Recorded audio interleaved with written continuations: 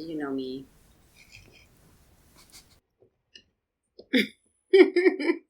I know you. That's yeah.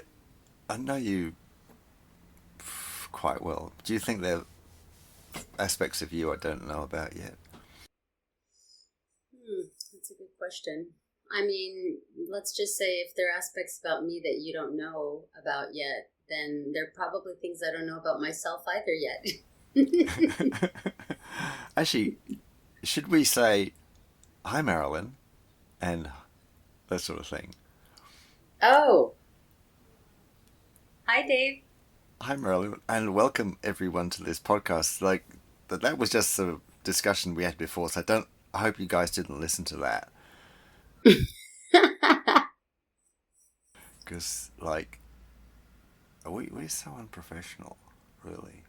Yeah, but I mean, I think it's okay. I think everyone's pretty much figured that out by now. That we have absolutely no um, professionalism, but that's okay. What does that even mean, professional? Do you what it what's the root of professional? Like, who came up with that?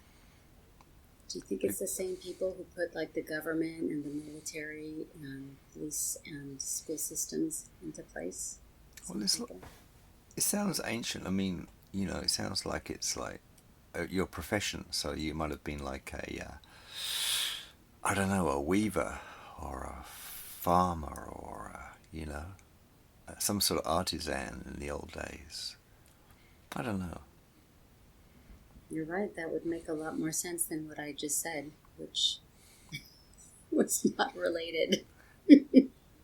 I had this thing that in the old days everyone had a profession, and it was maybe what their parents did or their father did or something like that. You mean like they carried it forward in a way? They would carry forward the profession of their family lineage, whatever their family had passed on to them. Yeah, something like that. It's just we're still looking for ours. Okay. Do you feel that have had professions in your life where you felt like a professional at what you did at the time? Yeah, when I was younger, which was, I think we can all say that. When I was younger, much younger, I was an accountant, right? And I used to work in companies. I worked for Coca Cola actually, and me and a colleague who were both we thought we had done some innovative things in the way we were accounting because you know how usually we have sort of a dry fuddy-duddy sort of view of accountants, like it's really boring and stuff like that. So we try to turn it on its head and make accounting exciting. So how do you do that? How do you make accounting exciting? Because we were trying to make it exciting for people who weren't excited by numbers, you know. So okay, so you can imagine in Coca Cola, we used to work with the sales force and we used to do things to try and help them make more money and make more sales through using numbers analysis to show, oh, and with this customer, you're not really making much money. How can we make more money with this customer? So, like, really, itemizing things down a lot of detail. So, we did other things as well. So we got excited, and one day we looked at each other and sort of thing, and I said, can we write a book, about what we're doing? And my colleague said, no.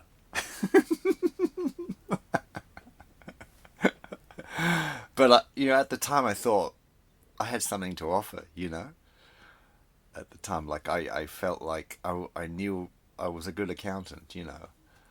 And but when he said no, I tossed that idea because I respected him a lot. He was older than me and probably a lot wiser. And I never went back to it. So that was my moment of feeling like a professional. I guess my friend burst my bubble, and I never went back to it. Mm.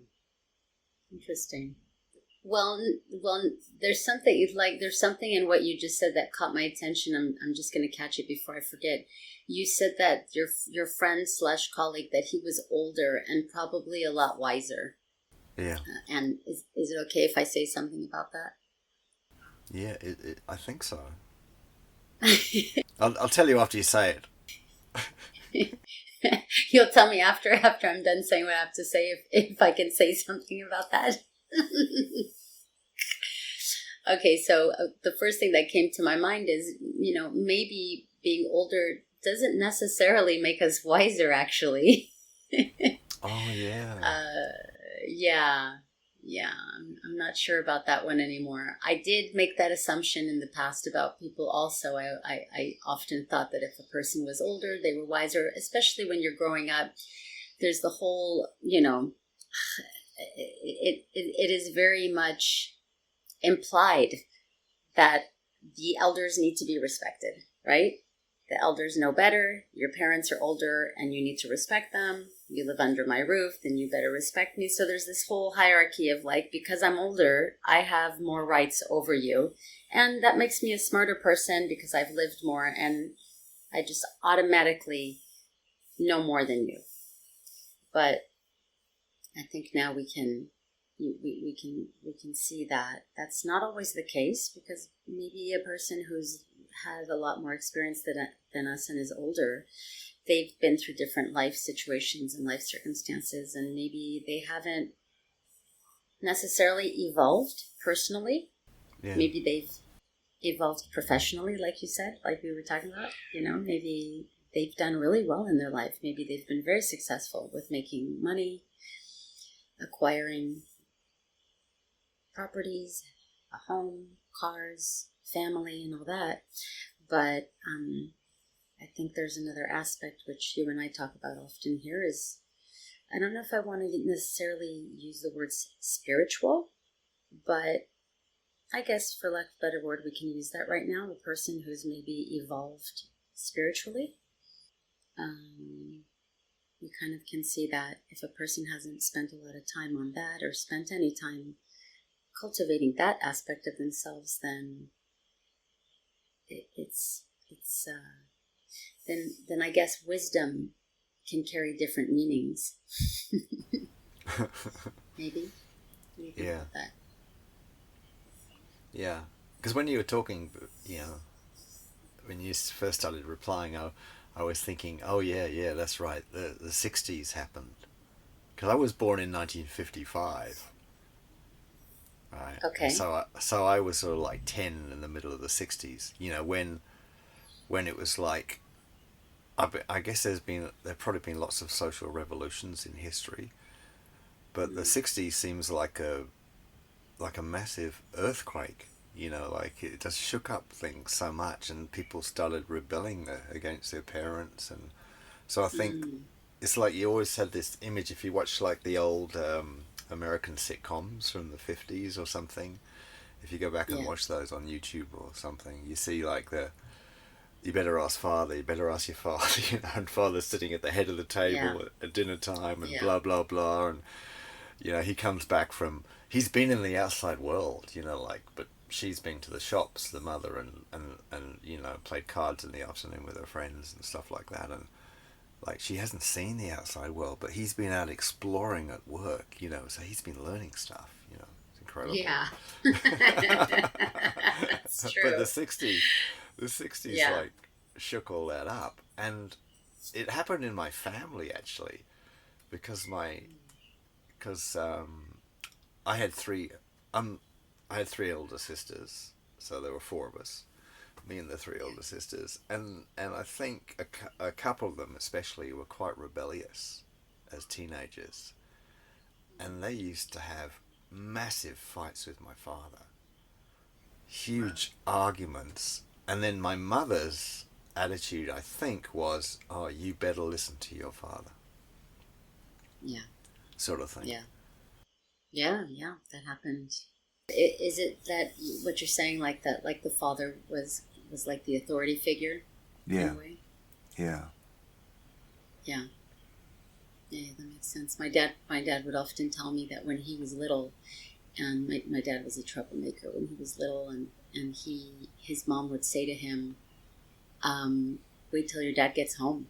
He's gonna he's gonna teach you a lesson." And his dad would come and hit him really hard, Wow, that actually happened, eh? and Yeah. yeah, yeah, and I mean, my dad, even up until a few a few like a year or two before his dementia started, um, escalating, he still had memories of that. He still spoke about his dad Wow. coming home and hitting him because his mom would tell the dad on him Yeah. when yeah, he had that memory. It scarred him up until his close to his death, up until close to his 80s. Wow. And that happened when he was little, when he was, between 5 and maybe 15. And yeah, and then I think my dad, like, from stories he's told me, he became a little hoodlum in his teenage years, out of rebellion, really out of rebellion. Yeah. Yes. Wow. So it's quite interesting. It's almost like the stage is set for us, like depending on the way we were raised and the roles of authority that we grew up with, Yeah. it can really set the stage for the type of attitude that we have about life in our teens, Yeah. and later, because it just, like, it's a tumbleweed. It'll just keep going unless something, like, bam, stops you in your tracks and sets you on a different course. You're just going to keep going with the momentum in a way. Yeah. Oh, that's interesting you say that. My memories of childhood was like I was quite rebellious, but I think a lot of my childhood I spent on my own because my sisters were a long way older than me. They had their own lives, and I went to a boarding school where I didn't feel like I fitted in.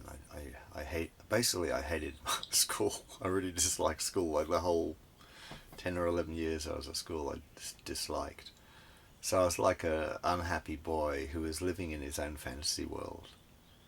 So with my toys or playing in the garden, and we had a big garden. It's like that was my world. I think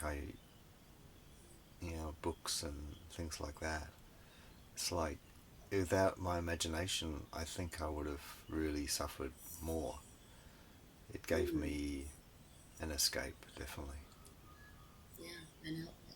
An outlet, yeah, really did. It created a world for me because I didn't have like a Mm, world I liked, so I had to create my own world. mm, yeah. I've only just realised that. Mm, So that's amazing, isn't it? Like, we started off at this podcast saying, like, do I really know you? And it's like, it's only through talking to you now I just discovered something about myself. If it's okay, just pause for a sec because I had that thought about, like, do we really know everything about ourselves? And it reminded me last year I went on a 1 month retreat in China to a health resort, right? And while I was in this retreat, this 1 month retreat in the health resort, the most amazing thing happened to me when because like I didn't have a lot of outside impulses, as sometimes I was just staring at the wall sort of thing for 2 hours. And what happened was I started to remember people in my life I'd completely forgotten. Really forgotten. Like, it's incredible. Like, teachers I'd forgotten about at school, that school I didn't like, but some of the teachers I really appreciated. Um, an old girlfriend or two I'd forgotten about, completely forgotten about. Like, how could I forget about that? And people in my life I'd just completely forgotten about suddenly came back to me when I was calm, or not distracted so much by life in the retreat sort of thing. How is this related to what we were just talking about? I'm. Did I miss something? Well, it's like at any one moment, like, do I really know myself? Because I've forgotten things about me. You Yeah. know, I can't. Yeah. I can see you laughing your head off, but it's like to me that's part of. No, no. No, go, go, go. I'm gonna catch on at some point. Don't worry. Let me catch up with But you. to me, that's like wow. Things that happened in my life, that shaped my life, I'd forgotten about. So it's like it gives me this feeling. God, do I really know myself? Because I'd forgotten about things. Well, wait a minute. Okay. Let me see if I can catch this. So first of all, I have no idea how we went from nose hair to this, but it's okay. We're gonna let that flow. But I'm trying to understand what is the relation now between memories of past people and past events in your life that are resurging and coming back, and you not knowing yourself. I'm not catching the relationship between the two things. So maybe I'm missing something. Tell me more about that, if you don't mind. That's a really good question, because clearly you don't know me very well because you asked that question. But then, yeah, yeah. But I'm sort of joking with that, but I'm also not joking. And it's like it's a really good question though, because I guess I must have this feeling that what has shaped my life, right? What has happened in my life is sort of part of who I am. It's a bit like, a bit like what you said about your father, because like, he might have got belted, by his father when his father came home. That was still affecting him as an 80-year-old. Mm-hmm. So I actually feel a bit sad that I had forgotten certain people, because I feel like I appreciate them, the impact they had on my life or whatever. So it's complex. It's a complex feeling, It's hard to explain, but it's a bit like, yeah, this shaped my life, and therefore that's maybe who I am now. Okay. Well, let me ask you, why sadness? Well, why feel sad about something or some things that were a part of who you have become, that are a part of your story in a way? Because again, you know how you and I often talk about that we're all a story. We're just made up of stories. The human being is a story Yeah. in itself. The human being on Earth is a story. So it's like if all of those people and situations and things that you've lived and experienced have contributed in some way to who you are today and what you are and all that, why feel any sadness about that? I that part I'm not getting. Right. Maybe I just can't. Yeah. I think it's a judgment I have on myself. Like I should remember the people who have been in my life. I should remember them, and I'm not. I think it's a judgment. It's like it feels like I've done something bad if I forget them. It's like if they were in front of me, I'd say sorry. I'm sorry, I forgot you. Okay. But I mean, in a way, you haven't forgotten those people and those places and those things purposely, No, no. right?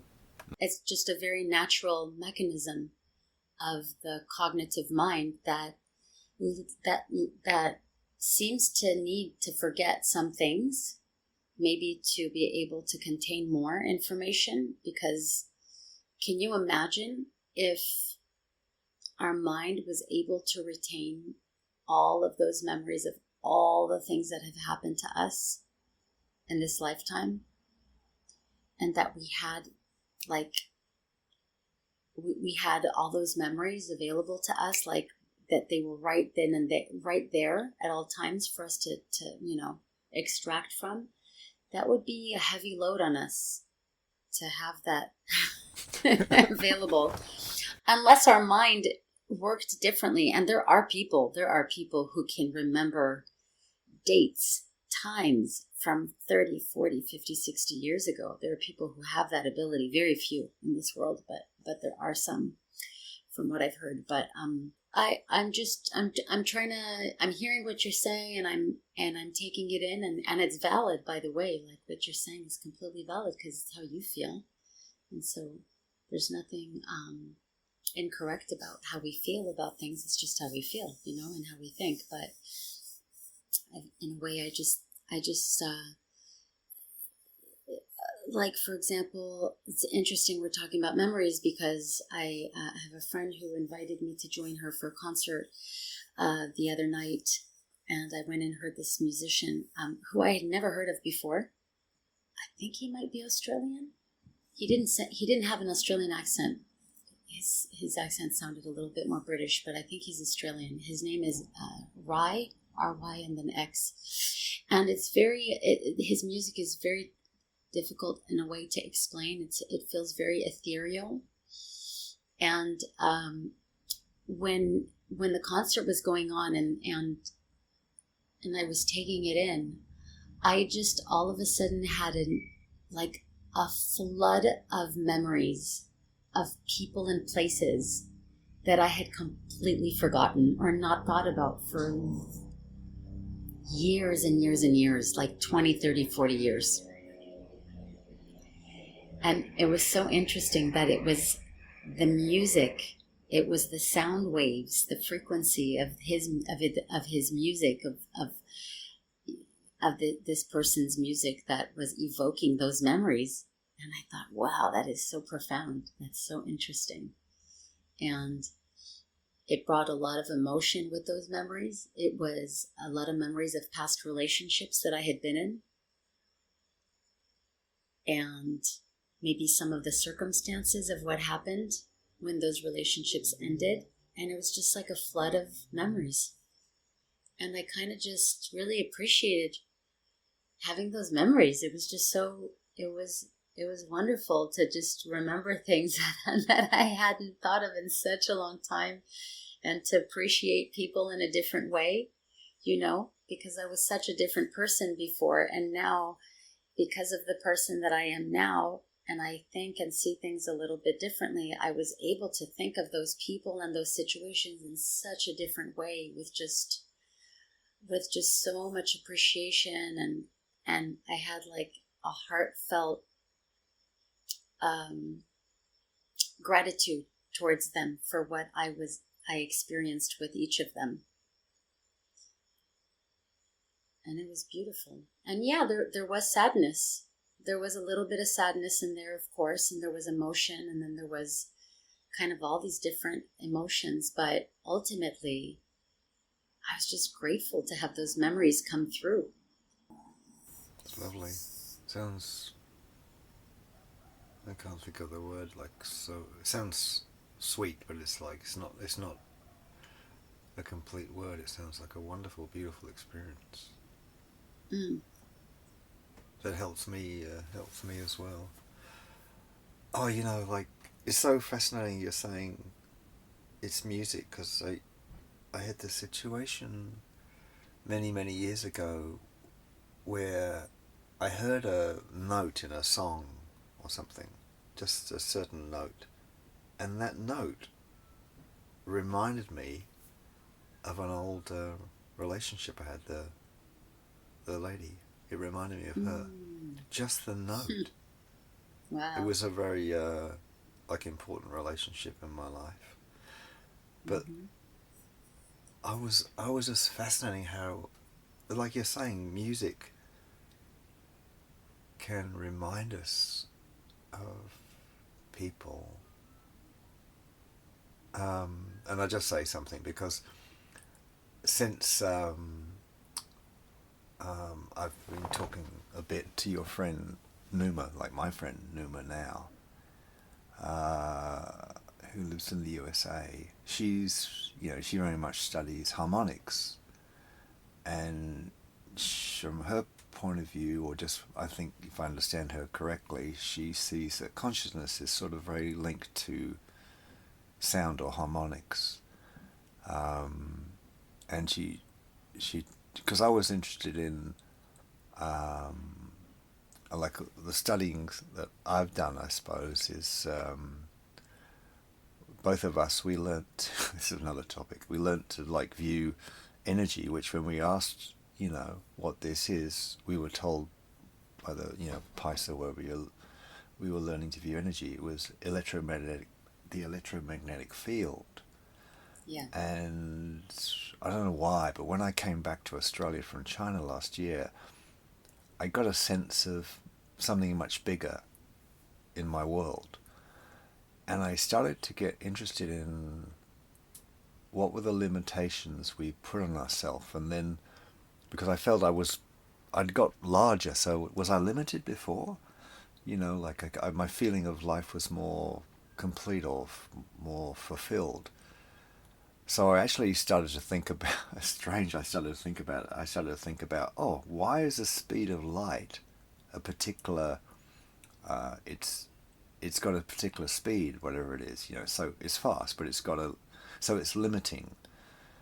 And I actually discussed this with Numa, and she said, yeah, like the physical world is limited by the speed of light or something like that, the electromagnetic field. Mm-hmm. But then harmonic sound is way bigger than that. It's like there's no limit. So if you have like the note C Yes. in one octave, you could go 1,000,000 times higher in that. You could have 1,000,000 octaves and like never ending, you know. So it's like, yeah, kidding, really?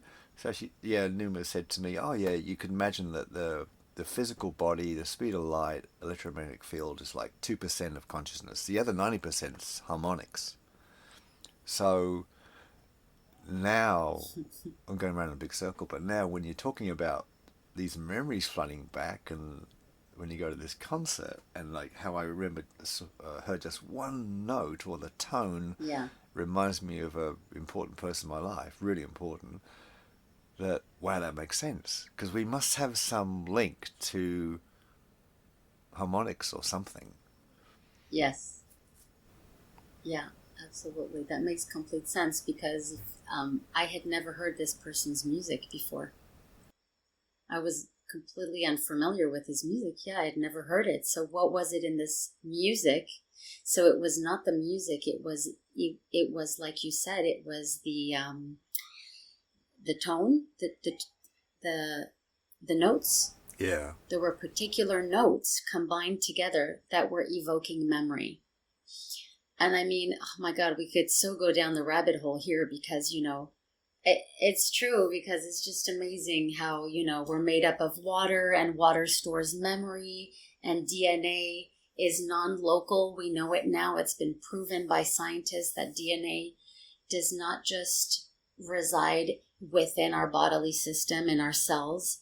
It seems to interact with the DNA of everything around us. Yeah. And so it's just like once you start looking into all of that, we're just so much more than what we think we are. Yeah. I don't even want to say than what we've been told that we are, because I don't believe in that. This whole thing about the government, the systems in place and all that, I don't believe in that because I feel like we contribute to the they.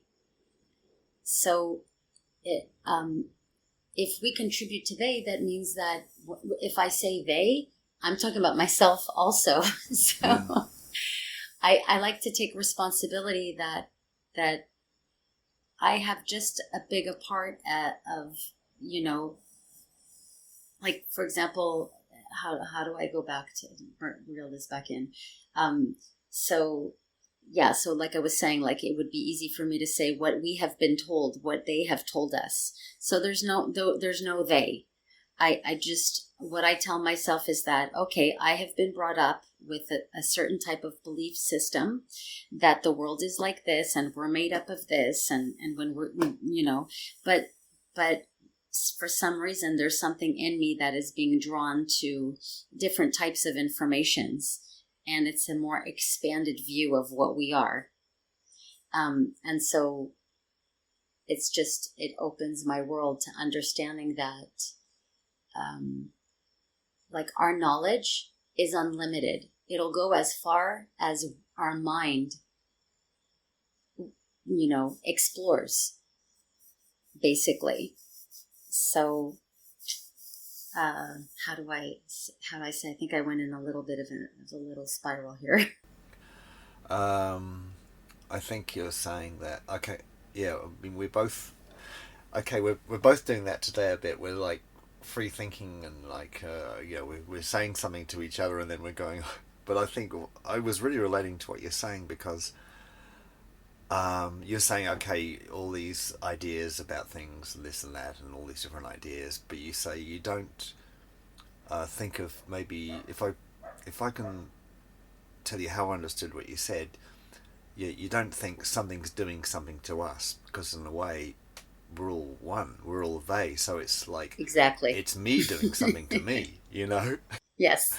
So if I walk down the street, right, and someone shouts at me, and I think, why are you shouting at me? Like, I'm part of that. I brought that on myself somehow. I don't fully understand. And I think the one way I notice this is that when I feel calm inside myself, when I feel loving, sort of have that, like, it's like a softness or like appreciation for everything.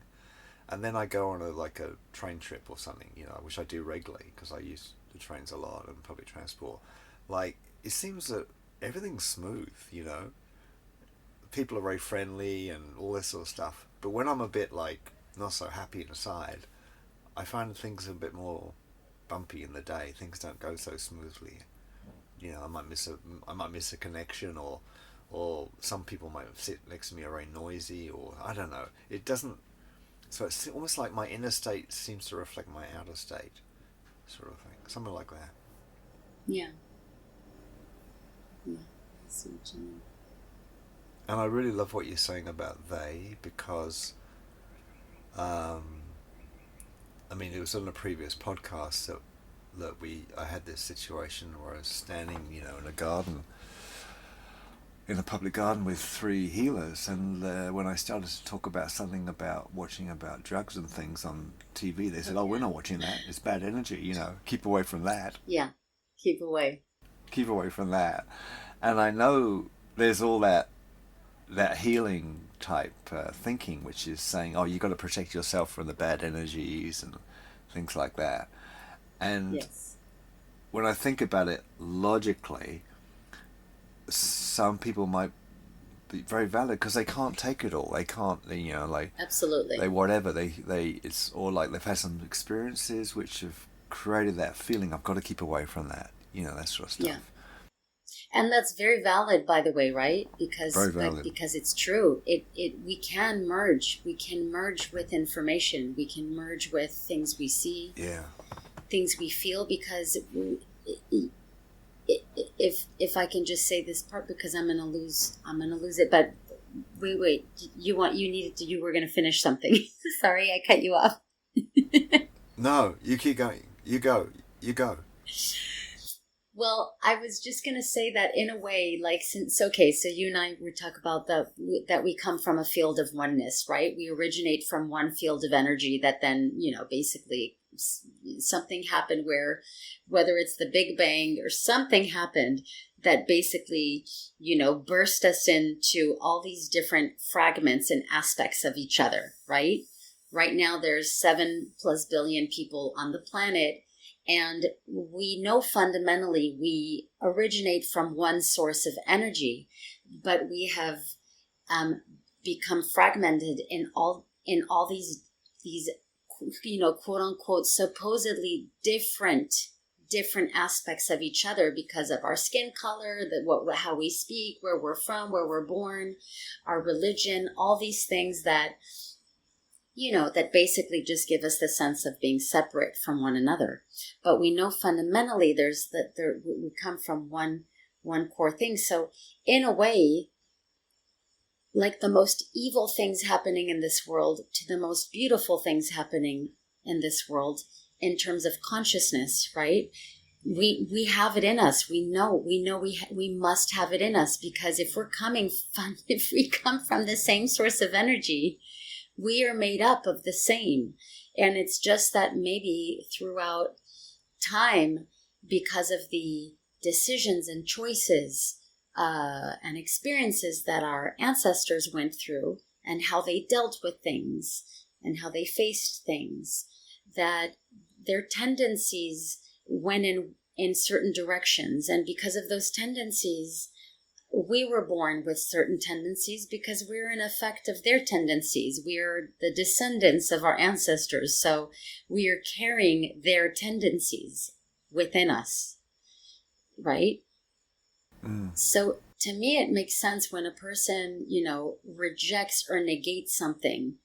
It really makes a lot of sense what you just said, that for some people, they just might not be able to handle that, because there might be something in them that is still rejecting an aspect of themselves. Like, I would never do that. I would never be a criminal. I would never be a rapist. I would never be a murderer. How do you know that under different circumstances you wouldn't be any of those things? How can you say that for sure? Yeah. How can you say that for sure? I can honestly say I don't know for sure. If I was born in a different place in the world with different circumstances and I had to survive at all costs, who knows what I would do?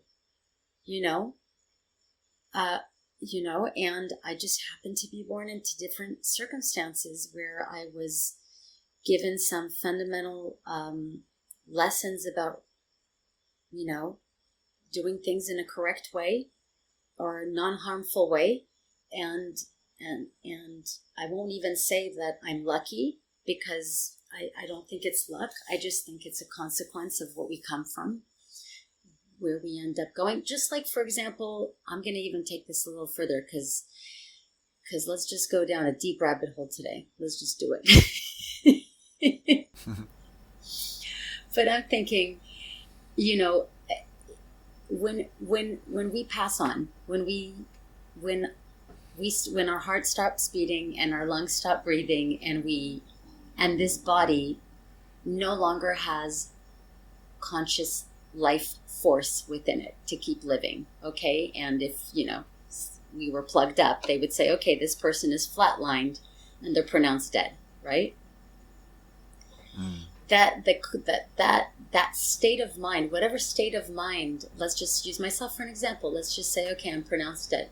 Whatever state of mind I am in at that time, and whatever I have accumulated within my lifetime of ways of handling things, responding to things, facing life, the choices that I've made between doing this or doing that, all of that is within my consciousness. It's within my conscious field, and that is what is going to carry on. It's what's going to carry on, because we know that, because that's the non-physical aspect of us. It's the non-physical aspect. The physical aspect of us, the body, is what we say has expired, is dead, what they say, what we call dead. But we know that the whole non-physical aspect of what we are carries on. How can it not? Oh wow, I've got a thought about that. Now you say that. Yeah. Because okay, it's like you and me. We've been talking today, and I feel I understood myself better. I can't even remember what we were saying, but earlier in the podcast, I said, "Wow," because you asked me this question and I replied to it. I now know something about myself, right? And I had the experience when I was in China, for instance, when the founder of the Paisa Institute, David D, he asked me whether I start interviewing him, and we started to make YouTube videos, and we started to try and put a book together. And he would say, like, he really appreciated the questions I asked him, because he said, like, he was finding out about himself, things he hadn't really Yes. thought about. And even one of the most profound questions was just a simple thing. I noticed one day that he changed the music he was playing on Spotify while he was in a car. And I said to him the next day, "Oh, why'd you change the music?" And that resulted in like a 2 hour conversation about why he changed the music. Because it actually got into something really deep about him. So these little things.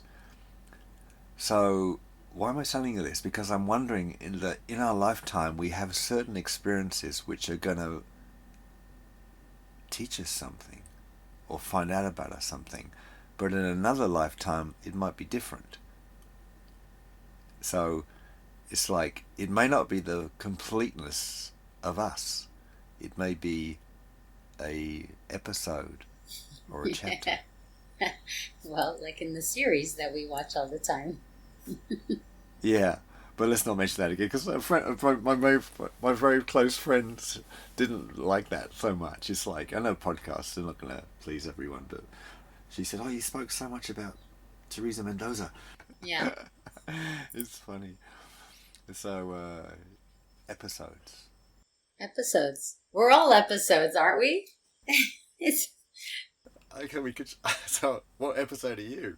I mean, if you think about it, every single day we wake up, every day we wake up and start and have a day, and then, from day to night, and then go to sleep, that could be an episode. That's one episode in our life every day. Yeah. It's basically it's just a continuation of a story. That's all a series is a continuation of a story. Yeah. And it's exactly that. And it's like, of course, I mean, oh God, it's just so amazing. Do you like movies as much as I do, I think, right? You like them more than anywhere else in the world, Marlon. No, not possible. And because when I first met you and we started watching some movies together occasionally, like you knew every single Jennifer Aniston movie. You're obsessed. You're obsessed with that, which is so funny. Well, I found it amazing that this woman who supposedly said she wasn't so romantic liked all these romantic comedies with Jennifer Aniston, but maybe I just don't understand you well enough to know why you liked them. Because it wasn't about the romance, obviously. Yeah, yeah. I think you just I think you got stuck on Jennifer Aniston for some reason because there's so many other movies I've watched, but you stayed stuck on her. You keep telling that story on loop. You're like a broken record, but it's okay. It's okay because we all have that sometimes. We have this one memory that we have that we'll just keep repeating about a person over and over for years and years and years, which I probably do it myself. So it's okay. I get it. I get it. So actually, this repeating thing Yes. we're talking about, Yeah. that was one question I put to ChatGPT a few months ago. I said, it seems like, we have all these loops, like a day, it loops, and then a lot of people feeling, oh, I'm just doing the same. They say, oh, same old, like, how are you today? Oh, same old, It's like, it's just, I'm just doing it again. I'm going through the motions, all this sort of stuff. And I said, like, why do we have all these loops? Like, are there really loops? And GPT said, no, there are no loops. There are no loops. It doesn't work that way. It feels like you're in a loop, Yeah. but you're actually in a spiral, because every day is different, and because of what happened the previous day, you never do the next day the same. Yeah. There's always, you may not even know it, but there's something happened, that maybe changed the way you do something, the next day, and you may not even notice it. Yeah. Yeah. Keep going. So it's like, yeah, it's a spiral. We're in a continual spiral. Anyway, that's what GPT said. Yeah, I remember when you told me that, and actually, that makes complete sense. Actually, because what that makes me think of is that uh, someone was telling me the other day, was talking to me um, about how they're looping. You know, they're having a hard time doing the things that they've been wanting to do. They have all these creative projects that they've been wanting to do, and they haven't gotten around to it. And at first, I was like, "Wow, I've been hearing this for years from this person, right?" And and uh, and then I thought, as she kept explaining to me what so I was asking her, I said, what is it that you feel you haven't been able to get to yet? So she would explain a little, and I would say, oh, wow, that's interesting, because from what I've been observing, you're actually doing this and this and this. Are am I getting this wrong, or aren't those the creative projects you've been working on that are like really big projects? Mm. And she goes, yeah, that's true. I am working on those.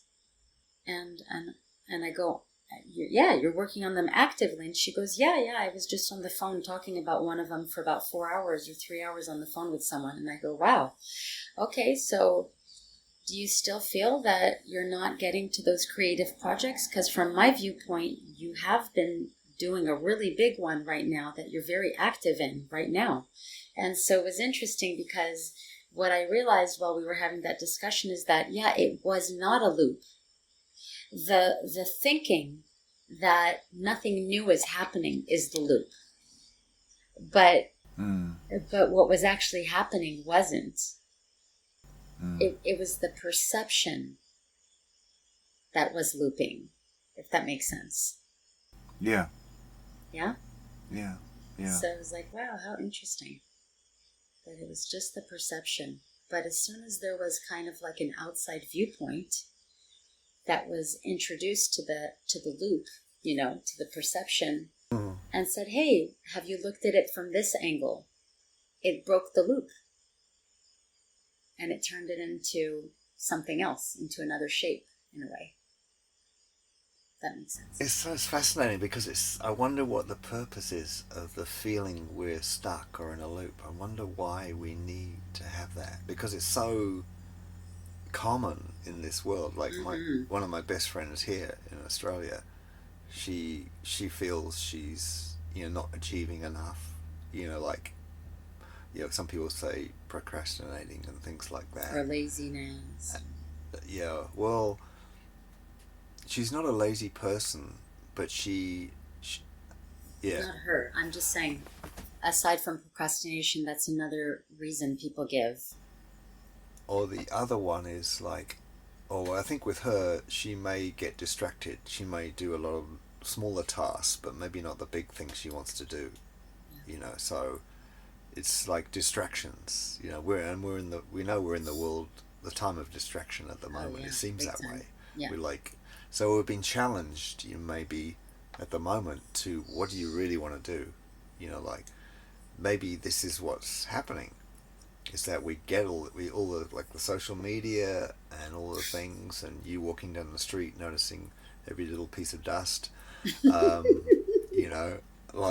It's like, but what do you really want to do? It's like all these polarity. You could say we live life by polarities.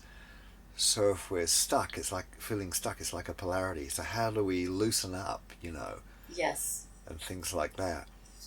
For myself, when I get this, I start to be curious about, like, not so much about why I'm stuck, but why do I need to be stuck? So maybe the conditions aren't right for me to do what I'm trying to do, or maybe it's not the right time, or maybe I need to slow down. Maybe I do need to slow down. Maybe it's like an invitation, like, have a think about what you're doing.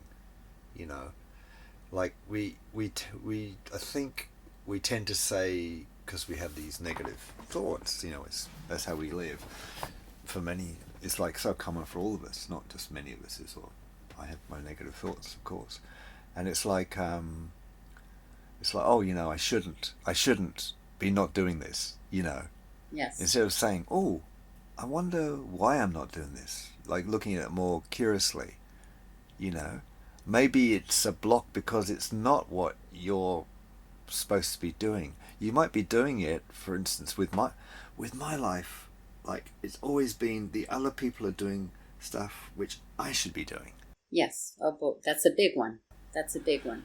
So, The so comparison. maybe the reason my life never worked out very well, like in terms of I think success, is because I was always trying to live someone else's life, but I wasn't living my life. So I don't know. Maybe things don't happen because something is trying to guide you to find out what you should be doing. I don't know. Maybe there's like a force that That's a says big topic, Dave. when you please find you, because if we take this idea that everything in this world is needed, otherwise it wouldn't exist. Yes. Like, why would anything exist if it wasn't needed? You know. So you are needed, but what are you needed for? Yes. Right? What's your design? Can you find that? And it might be, like you're doing something, but your passion is, I don't know, painting toy soldiers. Who knows? I got no idea. It could be your passion, but then what does that mean about what are you going to do in this world? I don't know. But you're still contributing through that because maybe no one else in this world does it as well as you or something like that. Who knows? Well, here's an interesting perspective. So this has probably come to so many people, but it came to me the other day, and it kind of hit me because I was in a conversation and it just came out of me. I didn't think of it. It came out of me, and then it's almost like it came out of me to say to the person in front of me, but then it was for me to hear. It was almost like a reflector. Yeah. And okay, so what is our species called? We are a human being. A human being. We are not called human doing. Oh my God. And it hit me. It hit me. I was like, what? Wait a minute. Wow. Because this person was talking to me about that they're not doing enough. And then, of course, I was like, wow, yeah, I have that too. I have all these things that I feel like I should be doing. And there's a lot of should in my internal talk, and should this, should that, should. And then I said, wait a minute. But honestly, all I want to do is just be. So what is giving me this feeling of needing to do? And then it came out of me. I was like, wait a minute, we're called a human being. But why do we feel like we're like supposed to be a human doing? It was so simple and profound, yet I had not really contemplated that. It's in front of us, isn't it? It's right in front of us. It's right in front of us, it's so interesting every day now. Like I wake up and I have all these thoughts about I should be doing this and I should be doing that, and why am I not doing this?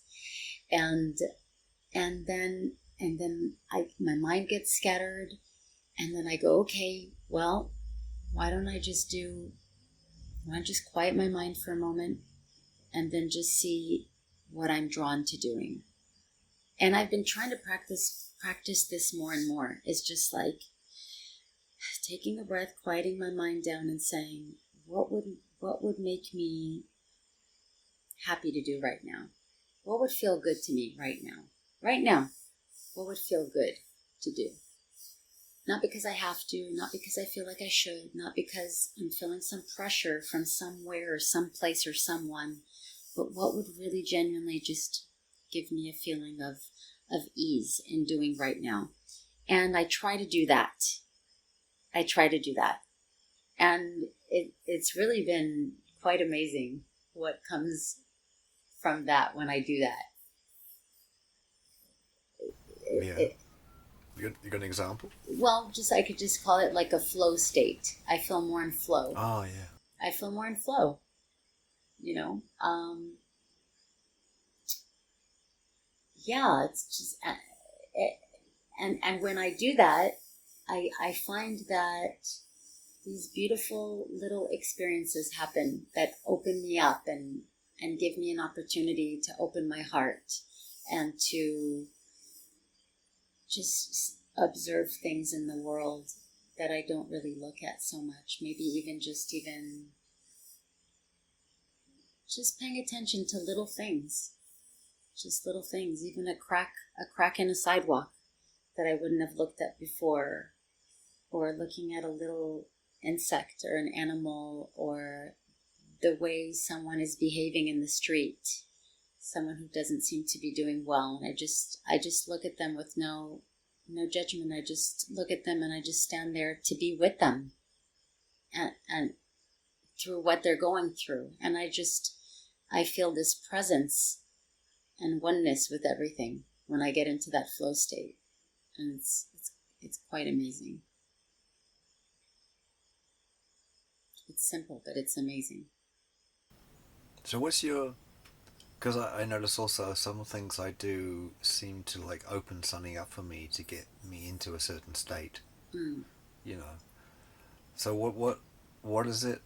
So you're saying to get into this flow state for you, it's when you start to think like, what do you really want to do right now or experience right now? Or... It's kind of like, well, first you have to quiet your mind, because like you just said, the distractions are just massive. They're everywhere. We get distractions from the environment. We get the distractions from the messages in our phones, the messages in our emails, the things that we feel responsible for. It can be anything. It can be, needing to call someone back and having the pull of that. It can even be hunger. It can even be your stomach telling you you're hungry. That can be a distraction, because ultimately we don't need food all the time. We don't. We don't need food half of the time that we're eating. We don't. And, it's this whole obsession with food, needing to eat at certain times of the day. This is all part of the construct. It's all a man-made construct, Again, that's part of the doing society, doing mindset, doing thinking. And I'm just like, whenever we're in a flow state, your body will tell you when it's hungry and you'll eat.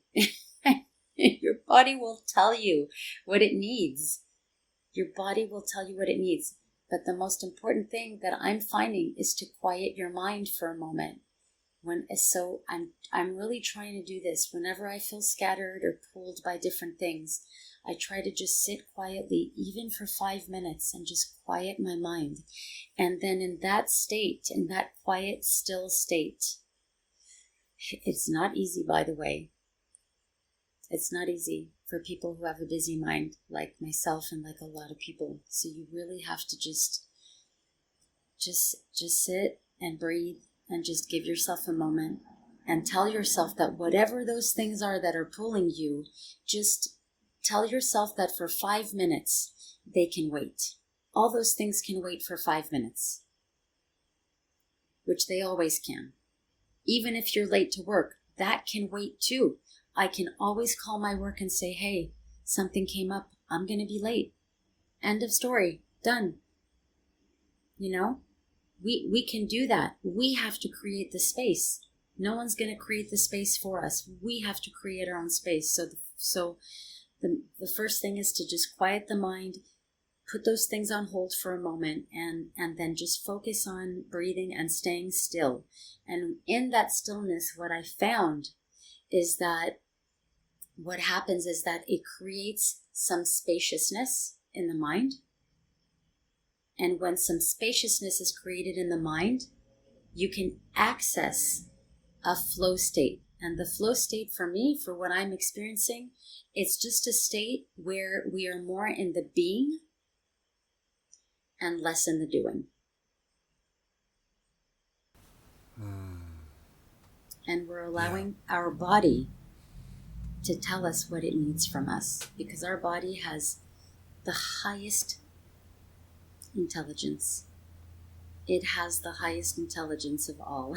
It's carrying the intelligence of the cosmos. We are carrying within our bodily system the intelligence of this entire universe.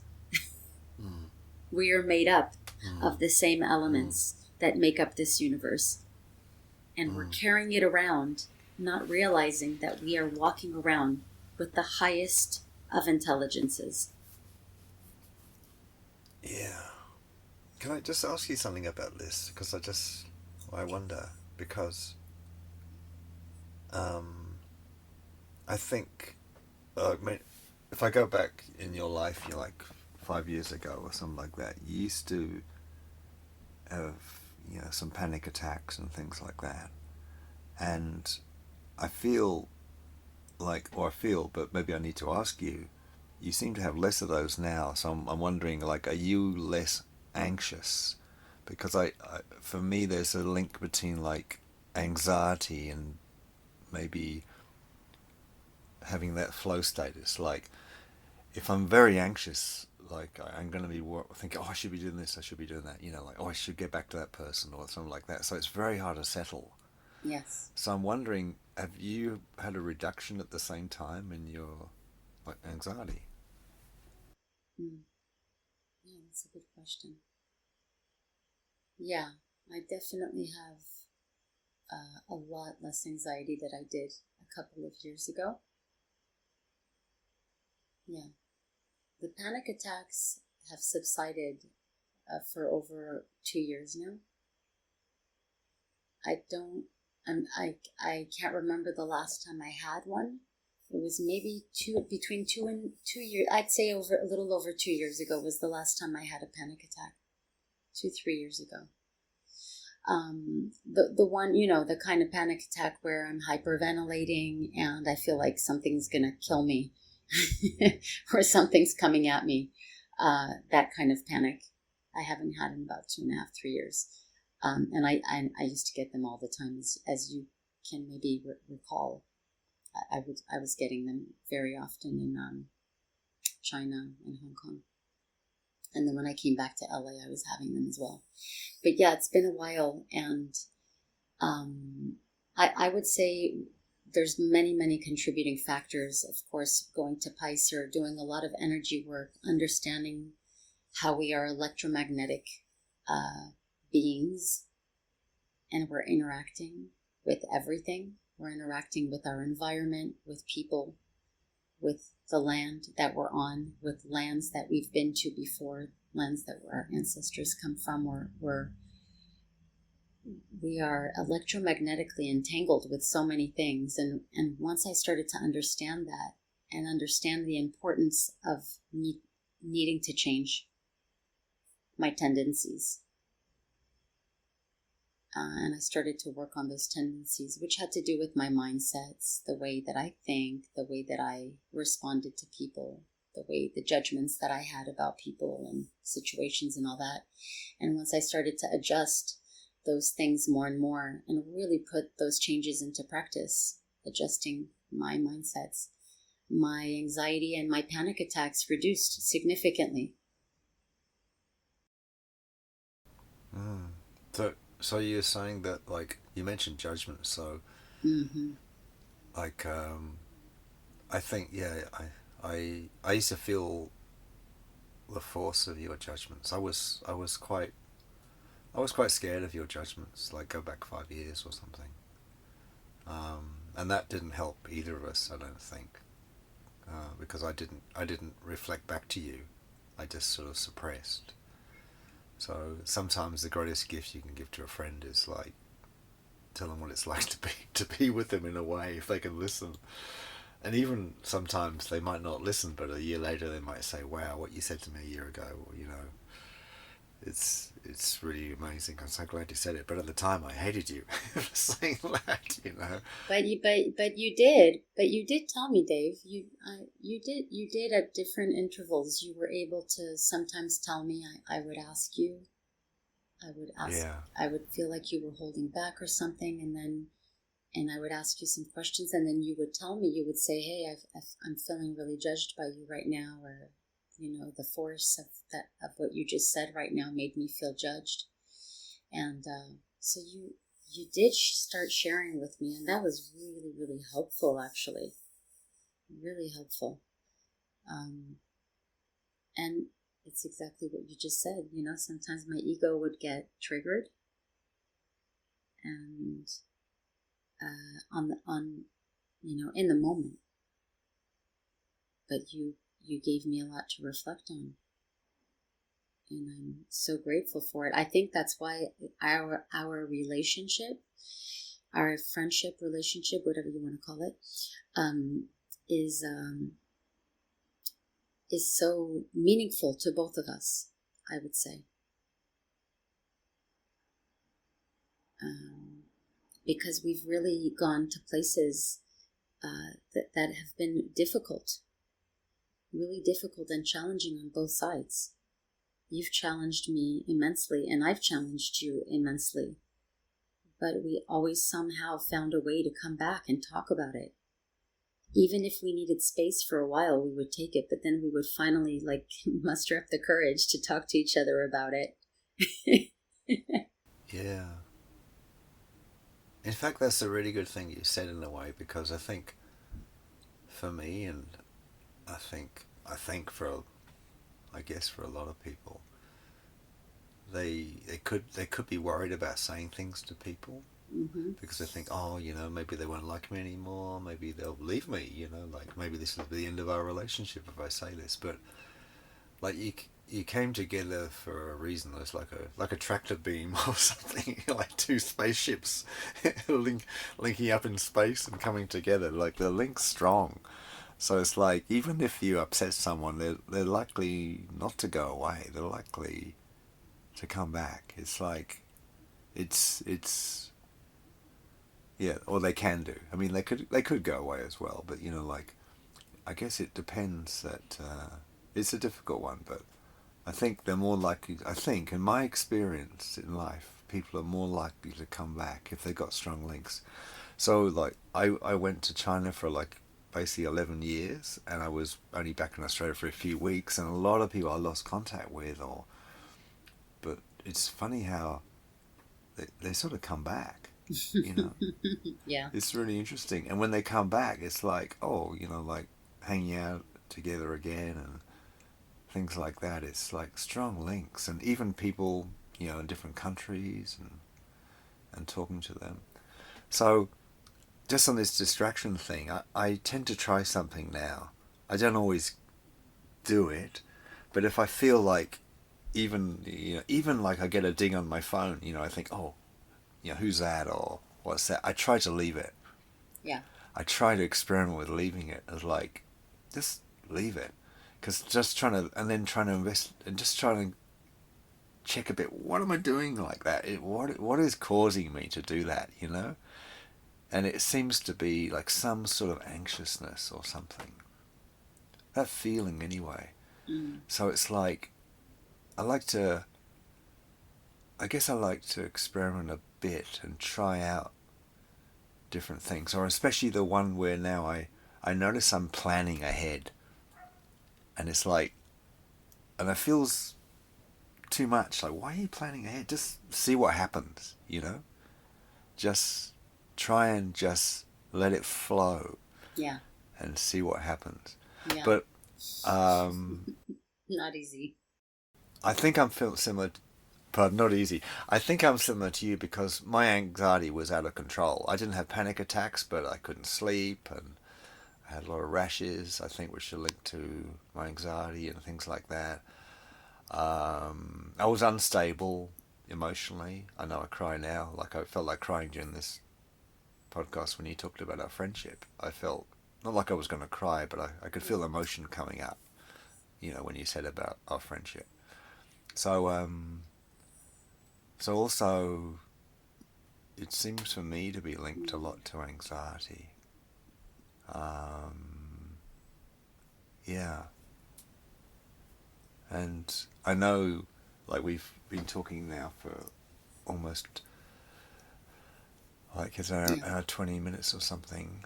But I know there's another story or thing I could ask you about. I think there's another reason why Mm. your anxiety dropped. Um, it was because I think you told me you started to watch videos about near death experiences. Mm.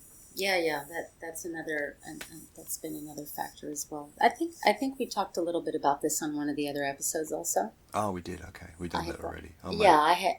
I had, no, just that we had touched upon it. I'm not sure to what extent, but yeah, for sure, it was a combination of putting into practice, really putting into daily, tangible practice, meaning any trigger that I would get, I would work with it. I would work with the trigger, and something that started about maybe 3 years ago, 3, 4 years ago, I started having this image of a mirror that kept constantly coming up. Whenever I'd get triggered with anything, I would automatically picture a mirror coming up in front of me and going, okay, what do you need to look at?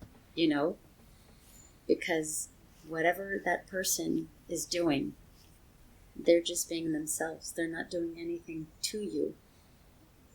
Or whatever that situation is, it's just a situation that's happening.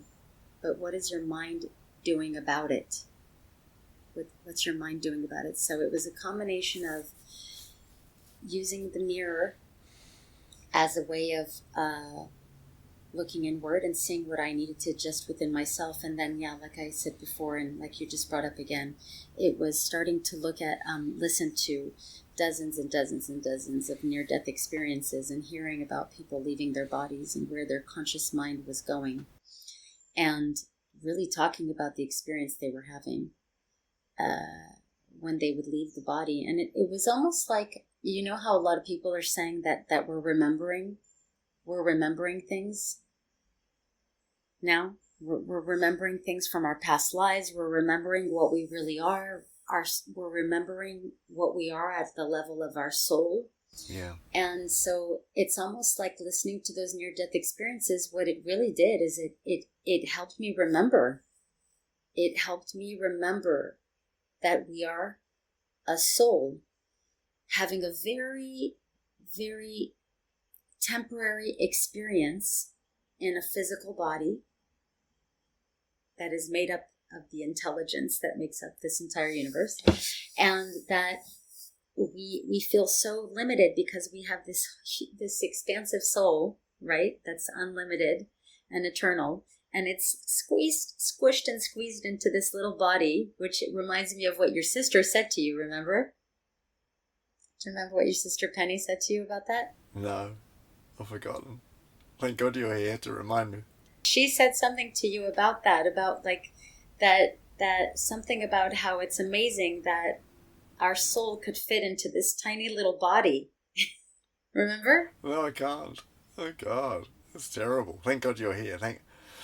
You've got my memories. Thank you. Yeah, it's okay. No, it was great. Yeah, it was wonderful when I heard that she said that to you, because that means she gets it. She is having memories of what she really is beyond this little, thing called life. And so, yeah, I think I got completely off track here. What were we talking about? I went rogue. Well, it's funny you talk about this episode. Now we got this episode of the soul now in the physical body, and um, it's like, okay, if I because Mm-hmm. we were talking about doing and then being and things like that. But I guess what I want to say is like when Mm-hmm. okay, there's got to be okay. There's a reason then we're in the physical body, because in the physical body we can do. You can have this experience of doing. So recently I've tried to think, oh, we should value the doing as well. Like I'm trying to maybe be a different person, or maybe just be.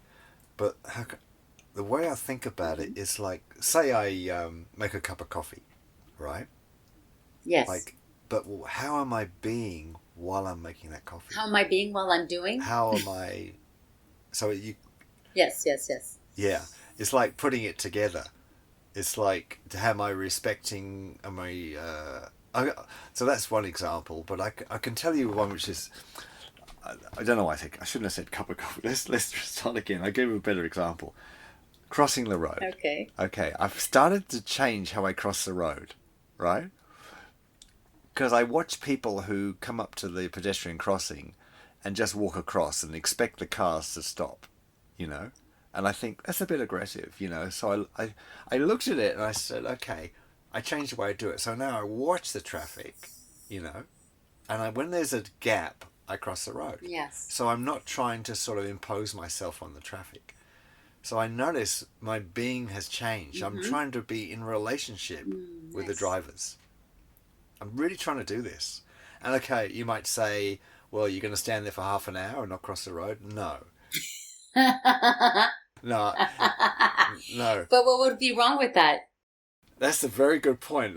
That's another podcast. What would be wrong with that? Maybe. Really? I, I mean, we could do another episode about that because honestly, like, yeah, exactly. Where do you really have to be? Honestly. I know it's a classic. Go on. Sorry. But it's been a change to actually just trying to be in flow with what's around, and it's like so it's like, and then of course I can judge the people who walk across the pedestrian crossings. You know, they may be looking at their phone, they're walking slowly, all the traffic's got to wait for them. You know, it's like all this sort of stuff. I mean, and I've done it too. Like I haven't not done that, but it's like trying to get in flow with things. It's really interesting. So the furthest I've taken this so far, in a way, is like, because it's about, I feel it's about being aware of what's around you, your connection to everything. So the furthest I've taken this is like trying to be aware of breathing, Yes. meaning when I take an in breath, right? Does that air, did it want to come inside me? Mm-hmm. You know? It's like not just taking it for granted. That air is coming inside me, or the whatever it is, you know, and just appreciate it, Mm. you know, and like, and not take everything for granted. Yeah. Like it was given for Yeah. me. Good one. Well, that's leaving us a lot to ponder on, right?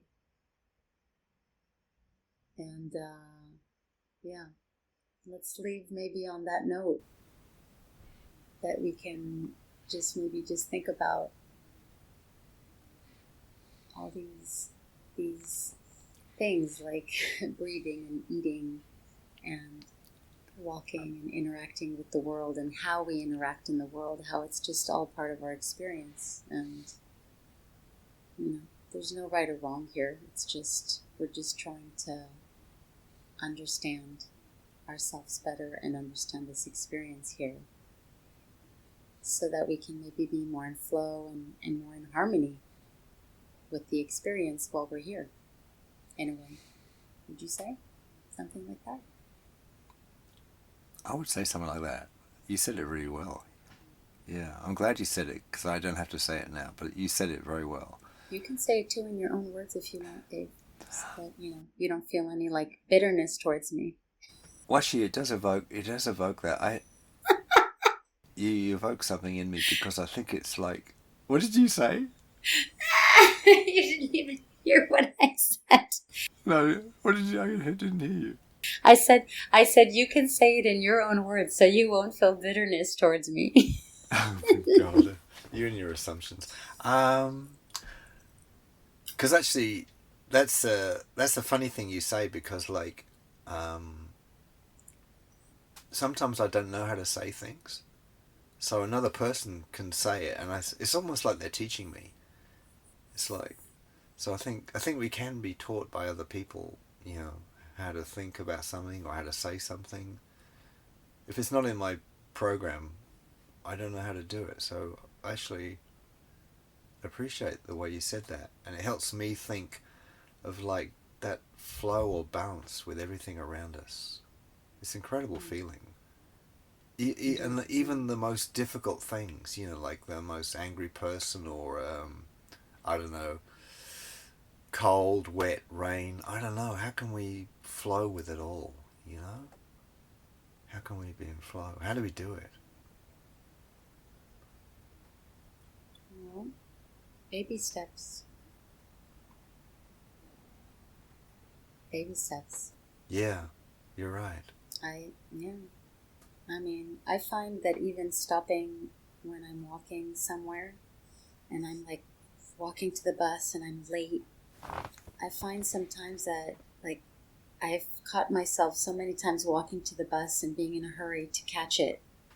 And then all of a sudden I'll look down while I'm walking and I'll see like a little drop of water on a leaf from the sprinklers that just came on, or it's, misty in the morning if I'm walking to the bus in the morning, and I'll just stop for a moment. I'll just look at that little drop on that leaf.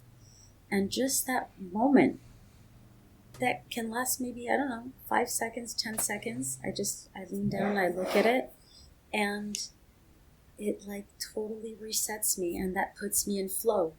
And even though I get back up and start walking, it slowed me down and it made me more in tune with what's happening around me. Just that one moment of that one action. Yeah, it's wonderful. How a little piece of water can Yeah, have that effect on you. yeah, yeah. It's just amazing. So it's almost like we just start with whatever shows up for us, whatever shows up for us to slow us down and to kind of like bring us back to the present moment. Bring us back to the present moment. Just just take it whenever you get it, whatever in whatever form it comes in. Just take it and be aware of that action. Be aware of it. Don't just let it pass you by and be like, okay, now I'm going on with my thing. Be aware that that thing slowed your consciousness, your awareness down to put you more in tune with presence, with what's happening in the present moment. It's very powerful what it can do, actually. Yeah, and it's funny, like it's like in a way we say, "Oh, just I said to you, just that little drop of water," but that little drop of water,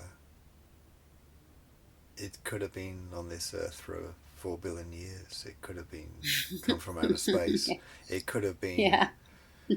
it could have been drunk by Socrates. It could have been gone through a whale. Like it's picked up so much consciousness in this world, and it's just sitting there. So in a way, it's massive as well. Wow. That's funny. As you just said the word whale, I was looking at a screenshot I have on my phone of a whale, and maybe we will put this screenshot on the image for this episode because it's quite stunning. Yeah, I'm going to send it to you. It is a whale that is swimming through the clouds. Oh my God, that is so beautiful. Can you Yeah. see it? Oh my God, there's someone imagined that. It's Yeah. incredible. Or was there a whale actually doing that? It's so stunning. I didn't know it could jump so high. It's like from another world. But anyway, oh boy, thank you so much for this discussion, Dave. I really appreciate it. I appreciate you. I appreciate the things we talk about. It's it's just really nice to talk about these things. These are not things we're able to talk about in daily life with one another most of the time. So it's nice to put the time and energy and effort into talking about anything and everything. I don't know what to say to you. It's like Goodbye. goodbye, but it's like Sorry. thank you for. I used to reject appreciation for most of my life. I used to reject love, so it's good to try and take it in. I can still feel some resistance. It's something we could talk about. But thank you. Like, yeah, it's like we're just being us. Yeah. With a few friends, who we don't know probably. Some we know and some we don't know. It doesn't matter. So that's the beauty of.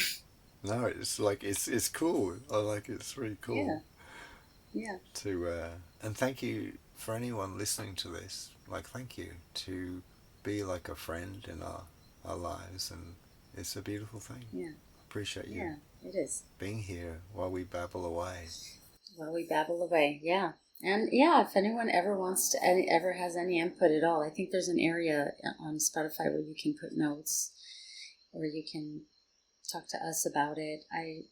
Anything. We're just you. I think you guys get the gist that we're pretty open to anything.